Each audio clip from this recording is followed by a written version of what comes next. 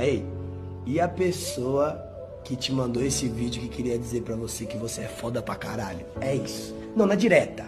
Você é uma das pessoas favoritas de quem mandou esse vídeo aqui. Foda-se os outros. Não tô te perguntando. Só vim aqui pra te elogiar. Ô, você já percebeu quando você chega, o clima que fica bom? Sempre tem uns negócios legais pra contar, parece que você não tem problema nenhum. E eu queria que você soubesse que você pode contar comigo, hein?